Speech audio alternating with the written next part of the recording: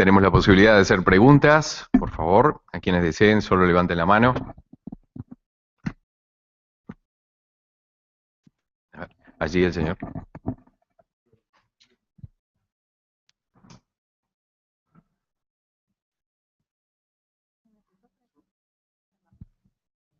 Tengo una pregunta para la señora que expuso por parte del BID.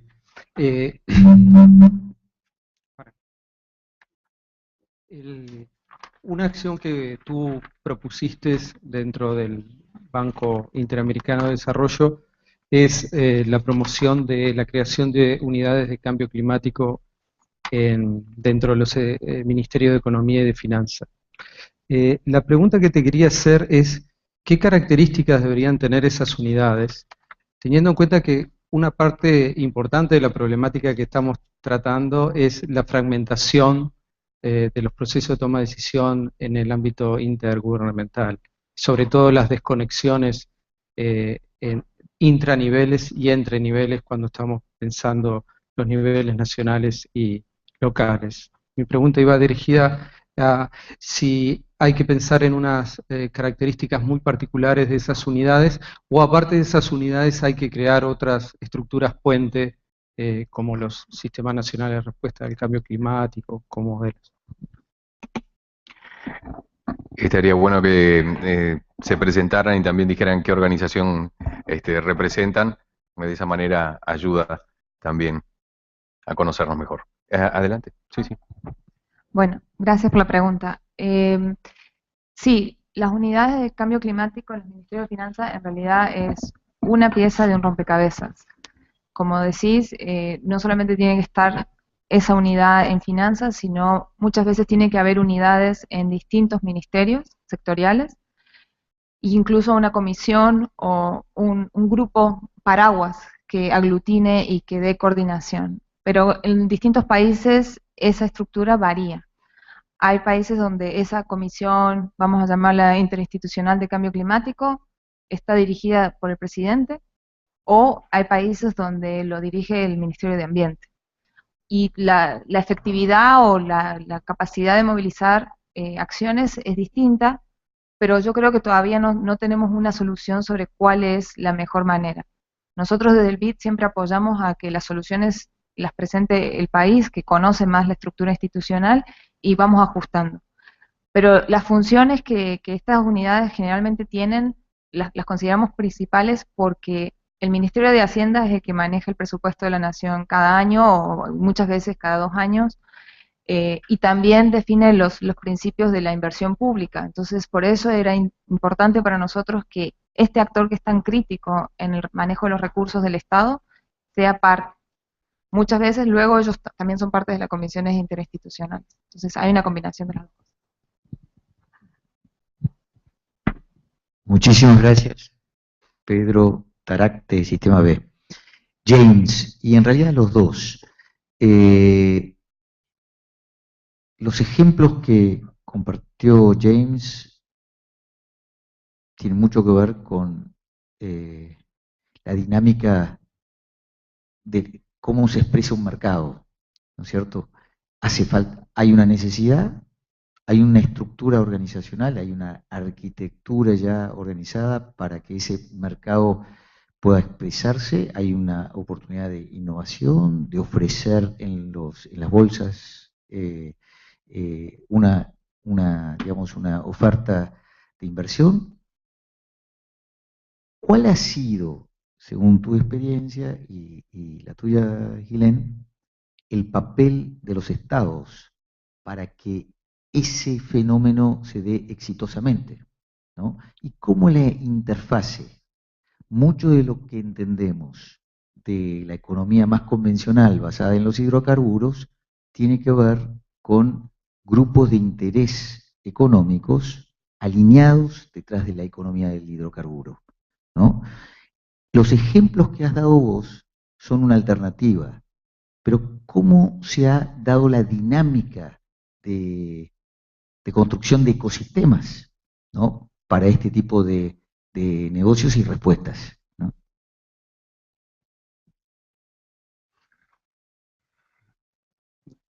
So, Pedro, there are lots of things in there that I'd like to respond to. Uh, First, there is obviously a huge role for the state and the lawmaker. It could even be at a city level. I mean, whoever has capacity to make policy, design regulations, enforce regulations, because markets are created by them, influenced by them. You wouldn't have a waste management business without regulation on waste. So we know now that you can send incentives out into a marketplace and people will respond. The one that all governments at some stage need to create in their own way is a value for carbon. I choose the word value carefully because you could do it in a number of ways. You could have it as a tax or a regulation or a market mechanism. But at some stage, you must value carbon. And when you do that, there will be a market response. Investment will flow. The fund that we created at Climate Change Capital, I hope before it's completed, will result in at least 100 million tons of carbon equivalent being reduced in the world. And that only happened because of the Kyoto Protocol and the Clean Development Mechanism and the European Emissions Trading System and the law, which required companies to limit their emissions. Equally, there are ways in which the disciplines of the marketplace can be used in order to make and affect decision making. So what are the rules for listing companies on a stock exchange? What disclosure must you have of your carbon dioxide liabilities? This is one of the reasons why the Carbon Disclosure Project, CDP, has been, in my view, a very useful enterprise over many, many years. What are the rules that require pension funds to interpret their fiduciary responsibility to their own beneficiaries? Doesn't need to have a climate change label on, but if you did have to think about the long-term liabilities in a warming world, would your beneficiaries be happy that you spent their money creating more risk for them? And then there are things that I think don't need legislation, but need a change of practice inside, particularly inside the investment world, that I think would make a profound difference. So you may be aware of how companies in the resource sector are valued by mainstream analysts. This is an extraordinary thing to explain. It's quite difficult for me to do this without laughing, but it's serious. If you wanted to list a coal company or a new minerals company on the London Stock Exchange, the mainstream analysts would ask, what are the reserves that you have access to? And then they will say, okay, let's have a look at those contracts. What's the price of that mineral today? Could be anything, could be oil, could be gas, could be coal. When are you going? How long have you got these licenses? Well, I've got 10 years. I said, okay. So they will value your company as if all of those resources will be exploited by you at today's market price. There will be no discount rate. There will be no assessment of the environmental harm. There will be no expectation that the regulatory framework will change. There will be no analysis of whether the product is substitutable. And you'll get a huge valuation. And they'll get a nice return because huge valuations mean better fees. But that is crazy. And you could see this happening in one example in 1 year that I meant to mention but forgot. A coal company in America, Peabody Coal. Most people, it's a very well-known company in America. Peabody Coal has lost about 75% of its value, 75% of its value in a single year. Why? One, United States Environmental Protection Agency regulation of mercury. Two, gas. Substitutability of gas. More and more gas at lower cost. Three, public protest against new coal-fired power stations all across America, partly to do with climate change. None of that featured in any of the investment analysis. in our most sophisticated markets. So if you want to really, that's a decision point. That sector could change the way it valued fossil fuel companies, and at the same time change the way it valued the risk associated with the alternatives to fossil fuels. Technical. Doesn't need government. Could do, but doesn't need government. And the last bit I would suggest, it needs a longer conversation which we haven't got time for, is that I do think we need to be very creative about the business models for delivering good investment returns, economic returns that are in tune with our other values, including the values we have about where we live and how we live and who we live with. And some of that is happening, as you know, because you're a pioneer in the B Corporation. Some of it is also happening with new types of enterprise that focus on public goods. And I think it's time to be much more creative and inventive about the enterprise structures that will help us evolve into a more sophisticated and better informed, but a more knowledgeable marketplace. Muy bien. Sí, las preguntas van a los dos presentadores, Hilen y James. Excelentes presentaciones, creo que nos ilumina otra parte de la discusión y nos complementa parte de la discusión que hemos tenido de esta mañana. Pero mi preocupación es la siguiente. Es verdad que tenemos el objetivo del cambio climático y la toma de decisión, pero no tenemos que olvidarnos una cosa, que los que más se perjudican del cambio climático son los pobres y los excluidos, y estamos en la región del mundo más desigual. Es decir, que yo estoy de acuerdo en crear una unidad de cambio climático en un Ministerio de Finanzas, pero justamente son los Ministerios de Economía y Finanzas que durante décadas han estado poco sensibles a la inclusión y a la pobreza, a ver la pobreza tal cual, a pesar de los avances que hemos tenido, y sobre todo en algunos países como el Uruguay, que son bien tangibles, y en otros, pero ahí hay un elemento esencial. Creamos un órgano, una comisión en el Ministerio de Finanzas, está bien, hablamos de dinero, tiene los recursos, el que toma la decisión es el Presidente y el Parlamento, es otro órgano que tiene que estar íntimamente ligado a esta toma de decisión, los parlamentos, las leyes, y yo creo más en la coordinación interministerial. Se puede tener una unidad en el Ministerio de Finanzas, no estoy en contra, estaría a favor, pero creo que el mecanismo de coordinación interministerial, presidido y comandado por el Presidente, es la estructura, al menos presidencialista, que tenemos en la región. No tenemos un sistema parlamentario, pero el legislativo tiene que estar íntimamente ligado a ese proceso decisional. Una vez que logremos una coordinación en la que los ministros no se peleen por... lo mismo pasa en desarrollo social. Tenemos Ministerio de Desarrollo Social en los últimos años, han avanzado mucho, pero el Ministerio de Desarrollo Social habla un lenguaje y el Ministerio de Finanzas habla otro. Y lo peor de todo esto es que cuando llevamos la discusión interna a la toma de decisión y a la atribución de recursos y demás en temas de cambio climático, lo extrapolamos a la subregión, Mercosur, o a la región, CELAC, o a lo interamericano, o a lo global, o intergubernamental, tenemos el mismo problema. Los ministros de Finanzas se reúnen en la Asamblea General del BID o en el Banco Mundial y hablan un discurso. Los ministros de Medio Ambiente están en otra estructura. Es decir, no hay coordinación muchas veces. Entonces tenemos que mejorar la coordinación interna, interministerial, y la coordinación de las negociaciones. James tiene mucha experiencia en eso. ¿Cómo vería un mecanismo?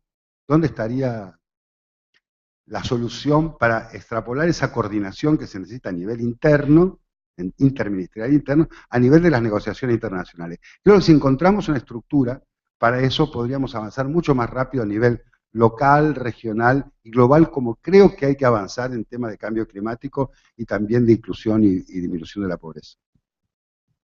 Ok, gracias. Voy a tomar esto para aclarar que no es que estoy diciendo que solo tenemos que hacer unidades en los ministerios de finanzas. Creo que lo que intenté mostrar en la presentación era que cuando vamos a hablar con los ministerios de finanzas, como cuando vamos a hablar con los ministerios de transporte, cuando vamos a hablar con ministerios de energía, tenemos que hablarles en el lenguaje de ellos. Definitivamente la coordinación interinstitucional es un rol clave. eso estaba sucediendo en la región. Casi todos los países tienen una comisión, más activa, menos activa. Hay comisiones que se juntan una vez a la semana, hay comisiones que se juntan una vez cada 6 meses. O sea que creo que la coordinación también es parte, como lo decía James antes, esta cosa de prácticas, ¿no? De si tenemos una cultura de coordinarnos y de sentarnos a la mesa a coordinar las acciones. Y también depende del partido gobernante. Hay partidos que son de coalición y que tienen la naturaleza y la cultura política de coordinación y otros lugares donde puede que esa cultura no esté. Entonces, sí, yo creo que es clave que haya una coordinación para que no haya un desfasaje entre lo que un ministerio hace con los otros, y sobre todo porque hay ciertos principios de gobernabilidad que tienen que bajar, como decís vos, del presidente y del Congreso hacia los distintos sectores. O sea que estoy totalmente de acuerdo que tiene que haber un mecanismo de coordinación y sobre todo tiene que haber un mecanismo de coordinación para tener a los más vulnerables, que son los más, o sea, todos esos costos de adaptación, los principales que lo van a sufrir son las poblaciones más vulnerables, cuya capacidad adaptativa es la menor. O sea que en ese sentido estoy totalmente de acuerdo. Ahora, ¿cómo hacemos para que esa coordinación suba a distintos niveles? Eso se lo dejo a James.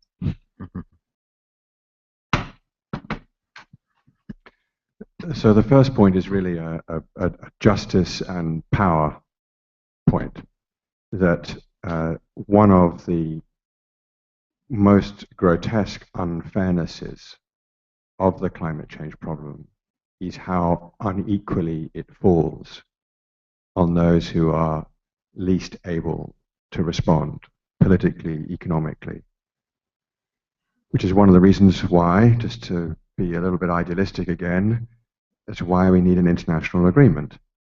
Because for the weak, they have nothing more than the law. Right? The small island states that I represent, their future is threatened, and they have no levers. There's no threats they can make. They have little opportunity to adapt in their own place.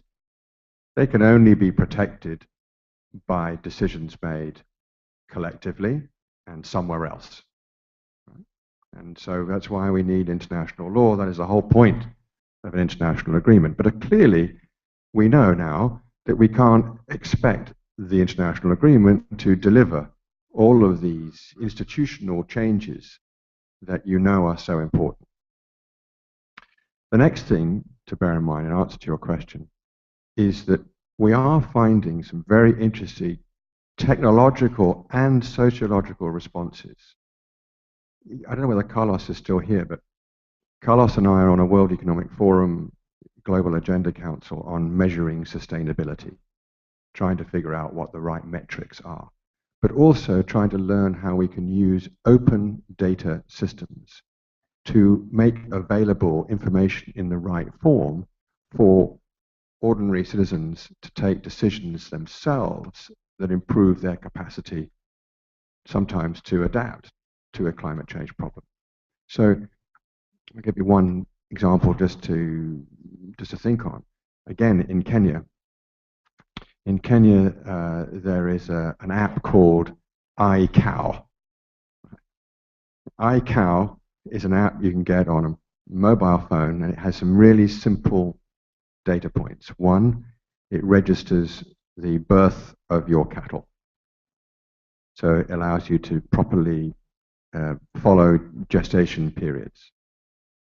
Two, it records any disease that you're experiencing if you've got one cow or 100 or whatever, it records that. So it's very useful for people, particularly farmers in remote areas who actually don't trust the government, but who might be prepared to share the information that they've got a sick cow with other farmers. And the third is to be aware of when there's medical assistance in the region. The farmer might not be able to afford to pay for veterinary fees, but if they know there's a vet within 100 miles and several other farmers are going there, he might be able to make the journey to treat his sick cow. That was an entrepreneurial woman in Nairobi. She was fought all the way by the government until they saw that it worked, and now they think she's a hero and want, bring me more. But That's a combination of technology and social organization. And it's designed to help the most vulnerable and least able to help themselves without this technology. So I find that hopeful. And the third point which you raise is how do we make a better job? Every government all over the world has the same problem. How do we deal with climate change when it's about everything? And how do we make it part of the centrality of decision making, where the most powerful decision makers are thinking about climate change in everything that they do? And in a sense, the question provides the answer. It has to be led by a position or a person with real power who can make the trade-offs or lead the trade-offs, because there are costs, there are political costs.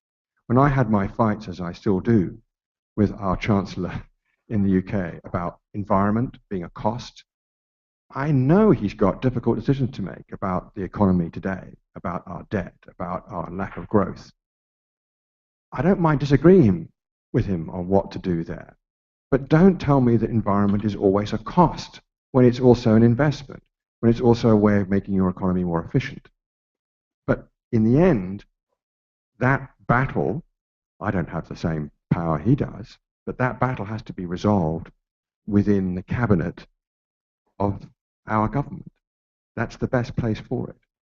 The top table of the most important decisions in any jurisdiction. That's the place to do it. Muy bien, queda la última pregunta. Me pareció muy interesante el planteo de tomar el rol de la pequeña y mediana empresa como la diversidad biológica del ecosistema económico.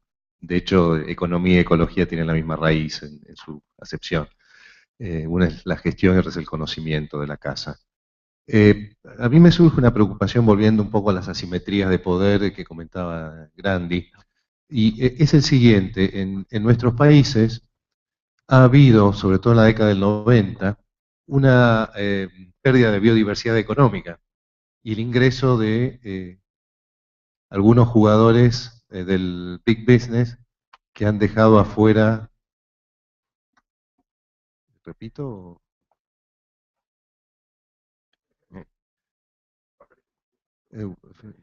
Si puede ser en nuestros países. Ahí está, un breve resumen. Sí, no, lo que explicaba es que la biodiversidad económica a través de las pymes, o pequeña y mediana empresa, es un aspecto fundamental de la resiliencia de cualquier sistema económico, si no caemos en monocultivos económicos.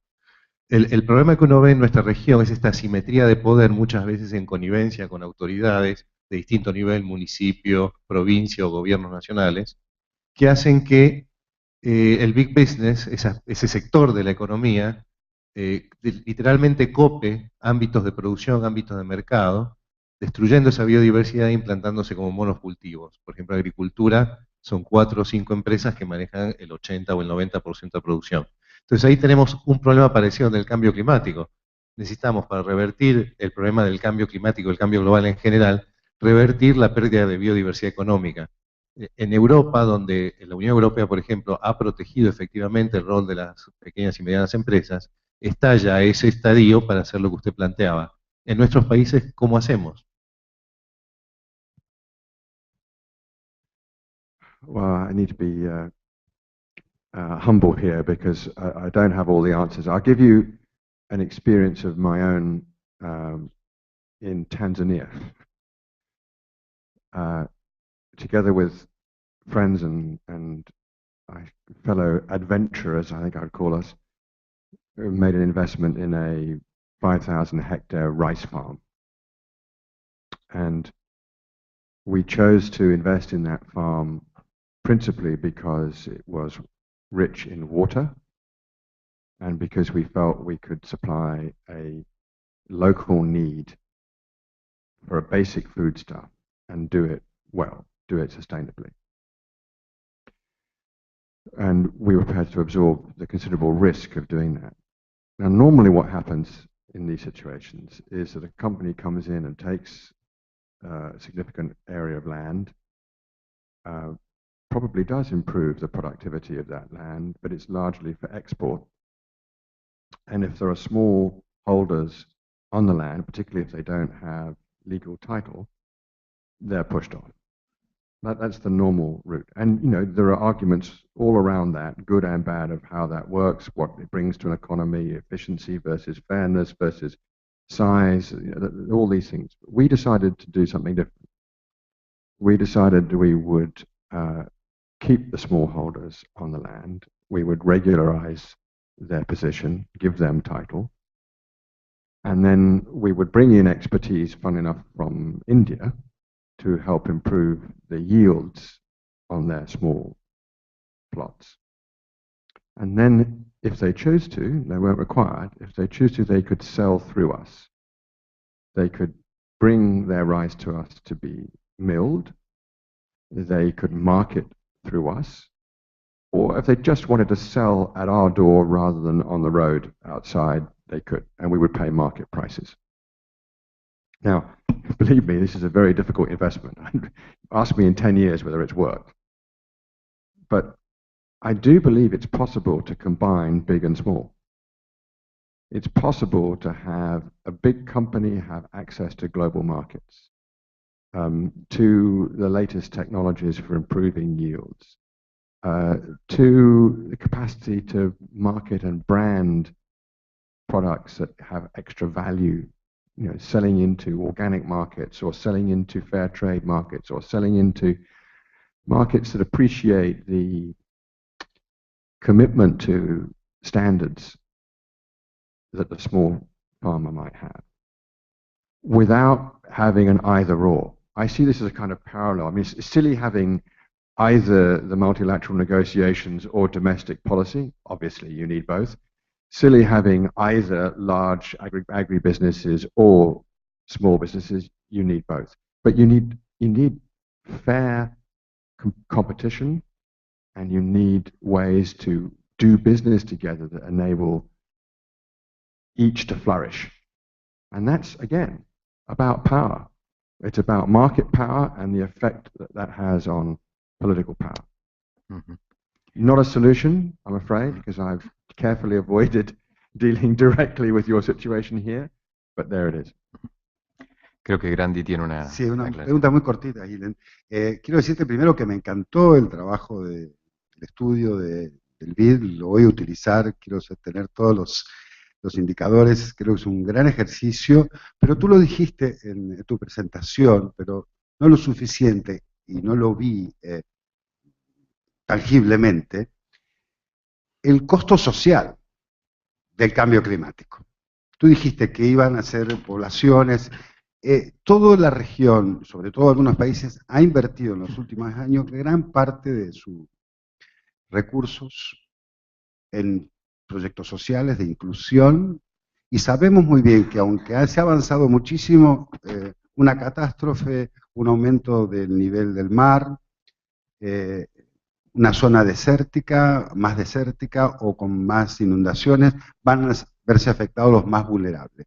¿No sería interesante, o es más, un reto que nos serviría muchísimo a nosotros para el centro, es analizar y sumar el costo social de ese trabajo? Creo que lo completaría y lo redondearía.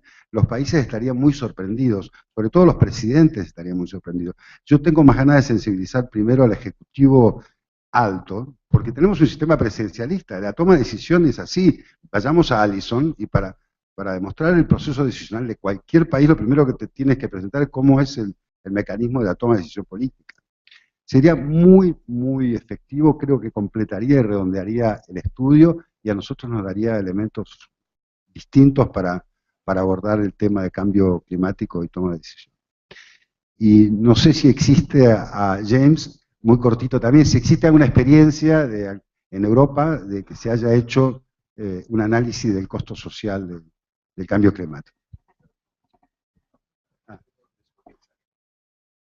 There is other experience in Europe of evaluating the cost, social cost of climate change.